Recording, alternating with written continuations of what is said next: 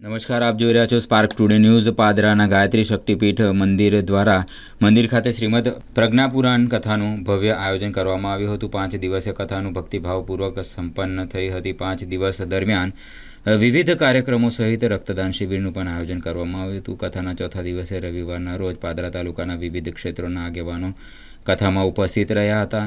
આ પ્રસંગે ટ્રસ્ટી જિગ્નેશભાઈ ચોકસી તથા મુખ્ય યજમાન બાબુભાઈ પટેલ તથા વિપુલભાઈ મહંત સહિત ગાયત્રી પરિવારના સભ્યો ઉપસ્થિત રહ્યા હતા। કથાના 5મા દિવસે સોમવારના રોજ કથાને પૂર્ણાહુતિ યોજાઈ હતી, જે નિમિત્તે મંદિર ખાતે સવારે ગાયત્રી યજ્ઞનું આયોજન કરવામાં આવ્યું હતું। કથાની પૂર્ણાહુતિ પ્રસંગે કથામાં 5 દિવસ સુધી કથાના વિવિધ વિભાગ સેવાઓ આપનાર ગાયત્રી પરિવારના કાર્યકરોનું સન્માન કરવામાં આવ્યું હતું। સાથે સેવા આપનાર તેમજ આગેવાનોની સન્માન કરાયું હતું। 108 દીવડાની આરતી સહિત દીપયજ્ઞ સાથે કથાનું પૂર્ણાહુતિ યોજાઈ હતી। પાદરા ગાયત્રી શક્તિપીઠ ખાતે તારીખ 8/1/2026 થી તારીખ 12/1/2026 ના રોજ પ્રજ્ઞાપુરાણ કથાનું આયોજન કરવામાં આવેલ।